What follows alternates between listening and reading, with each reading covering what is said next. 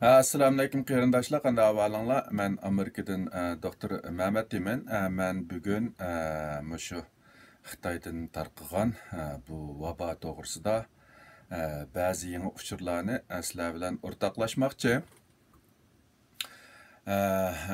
Hammalarning xabari bo'lgandagidek, bu vabo Xitoy sirtiga tarqagan qisqagina 4 oy ichida hozir mushu 4 milliondek odamga yuqib 280 ming atrofida odamningki jiniga zomin bo'ldi.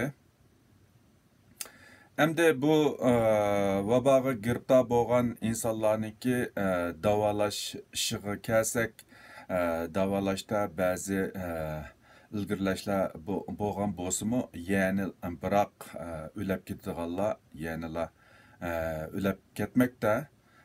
Bo'lib bak bir qism davlatlarda bu kasalliklarga giribdor bo'lgan insonlarningki o'lib ketish nisbati biroz yuqori.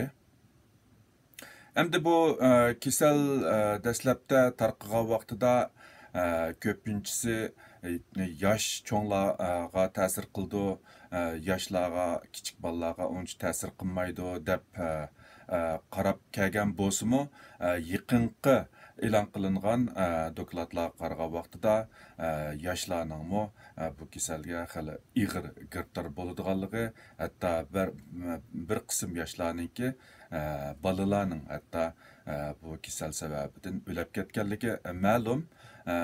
Shunglashqami bu kasalga nisbatan bilmaydigan narsalar yanala ko'p deb qarashqa bo'ldi. Bu kasalningki tarqalishningki vaqtining uzurishiga ergishib ba'zi bilinmagan ahvollar bilinyotidi. Anandan keyin burun tarqash ehtimoli yo'q deb qaralgan ba'zi yangi tarqash usullari o'tirg'i chiqyotidi. Anandan keyin kasal alomatlarimi uzluksiz ko'payib, dastlabda faqat nafas yo'lini asos qilgan kasal alomatlar deyilgan bo'lsa, hozir hazm qilish yo'llari va boshqa a'zolardami ba'zi kasal alomatlarning ko'radiganligi ma'lum. Yaqında bir xabarda mushu kasal bilan giribtor, mushu vaboga giribtor bo'lib o'lib ketguchiniki mushu jinsiy suyuqligidan bu virus bayqalgan. Shunga bu virus balkim jinsiy munosabat orqali yuqishi mumkin deydigan qarashlar bor. Hozir albatta bu texi aniq emas. Şuna bu kasallikki konkret ahvollari buningdan keyin vaqtning uzurishiga ergishib texmi yangi burun bilinmagan ahvollar maydonga chiqishi mumkin. Endi yangidan chiqqan bir xabarda mushu vitamin D'ningki bu kasallikka giribtor bo'lganlarniki o'lib ketish nisbatini tuvaltalaydiganligi, ya'ni vitamin D niki bu kasalga foydasi borligi o'tirg'i chiqyotidi. Biz ba'zilarimizniki xabar bo'lgandagidek dastlabda bu kasalni vitamin C bilan davolag'an vaqtida alayda unum beradiganligi o'tirg'i qo'yilgan bo'lsa-mu, lekin keyin bu qarashlar texi mutlaq jazmlashmadi, ya'ni vitamin C'ninki bu kasalga bo'lgan unumi to'g'risida hozir qadar aniq bir yakun yo'q. Endi bu vitamin D ninki bu kasalga nisbatan alayda unum beradiganligiga dastlabki qadamda ba'zi dokladlar o'tirg'i chiqqan bo'lsa-mu, buningki eng oxirida rost unum bor yo'qligiga balkim bir mezgil zaman ketsa kerak.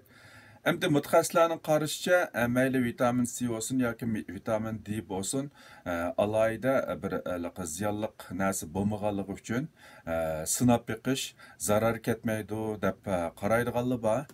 Shunga agarda o'zidan bu kasalga, ya'ni bu vaboga giribtor bo'lganligidan gumonlangan qarindoshlar bo'lib qolsa, mushu vitamin C, vitamin D'ni iste'mol qilib baqsa, ziyon yo'q deb qarayman. Undan başqa bu vabaga giribdor bo'lgan ba'zi insonlarda shu ming qon tomirlarininki to'silib qilishi yoki yurak qon tomirlarining to'silib qilishi sababidan o'lib ketadiganligi ma'lum. Ya'ni bu vabaga giribdor bo'lgan insonlarninki qonda uyushilish paydo bo'lib, qon eqimiga ergishib yurak, meni degandek muhim a'zolarga borgandan keyin u yerdagi qon tomirini to'sib olib, bemorlarda ushtumtut o'lib ketishni keltirib chiqarishi mumkin ekan. Shunga ba'zi mutaxassislar oz miqdorda aspirin iste'mol qilish orqali, ya'ni aspirin iste'mol qilish orqali qonni suyuldirish, ya'ni qonninki uyushib qilishni oldini olish orqali bu kasaldan ig'ir oqibatlarning kelib chiqishini oldini olg'ili bo'ldi deb qarovatida. Albatta bu 100% aniq bo'lgan ish emas, lekin agarda shu aspiringa, ya'ni oz miqdordagi vaksin aspiringa alayda aks ta'sir qilmaydigan insonlar bo'lib qolsa, buni sinab boqsa bo'ldi. Ammo ba'zi insonlar aspirin ishlatgandan keyin badanda qon chiqish paydo qilishi mumkin bo'lganligi uchun bu hamma odamlarga mos kelishi notayin, lekin shu burun ishlatib boqqan yoki bo'lmasa aspiringa alayda aks ta'sir qilmaydigan qarindoshlar agar o'ziniki bu kasalga giribdor bo'lganligidan gumonlansa, oz miqdorda, ya'ni tövani shu bolalarga ishlatadigan aspirinlarni iste'mol qilish orqali bu kasallikka yomon oqibat keltirib chiqarish ehtimolini tuvallatkili bo'ldi deb qaralmoqda. Bularning hammasi endi biz odatda uyimizda qila oladigan, ya'ni mayli vitamin C olsun, mayli vitamin D olsun, aspirin bo'lsin, biz xohlagancha ola oladigan, uyimizda qila oladigan ish. Har holda shu qarindoshlarga bir ozroq bo'lsin foydasi bo'lib qoladi degan maqsadda bu narsalar bilan o'rtoqlashyapman.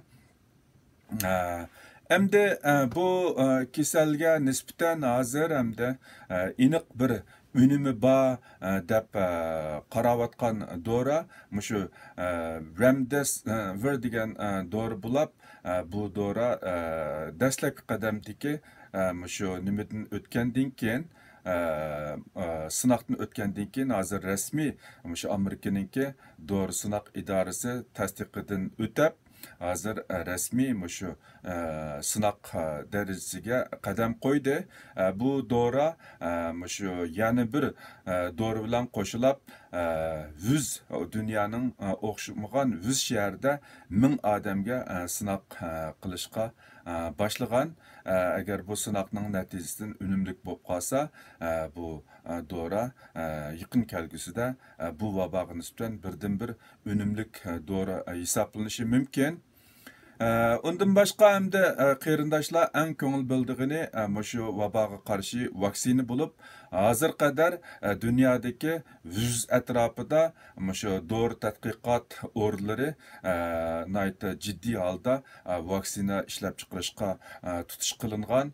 Ularning ichida shu 8 vaksinaninki sınaq darajasiga bosqichiga kirganligi ma'lum. Amerikada bo'lsa shu mRNA 1273 deb atalgan vaksina birinchi bosqichlik sınaqdan muvaffaqiyatli o'tib, ikkinchi bosqichlik sınaqqa kirdi. Bu aytishlar qarag'an vaqtida bu yozda uchinchi bosqichlik sınaqqa kirishi mumkin deydi. Agarda shu 3 bosqichlik sınaqdan muvaffaqiyatli o'talsa, balkim bu yilning oxirlarigacha shu rasmiy bir vaksina dunyoga kelishi mumkin. Albatta bu vaksina shu 3 boshliq sınaqdan o'tib, haqiqatan unum bor deb qaralgandan keyin shu dunyodagi ko'p sondagi odamlarga yetkidek ishlab chiqarish uchun yana xili uzun vaqt ketadi. Shunga balkim bu yilning oxirlari yoki bo'lmasa kelasi yillarning boshlarida agar hamma ish qolaylik, ya'ni biz umid qilgandek bo'lib qolsa, vaksina paydo bo'lishi mumkin. Bu bugun men sizlar bilan o'rtoqlashmoqchi bo'lgan uchurlar Agarda men yani yangi uchurlarga erishsam, sizlar bilan o'rtoqlashib turman. Manglarniki angliqinglarga rahmat. Xayr xo'sh, Xudoga omonat. Keyin qitim ko'rishamiz.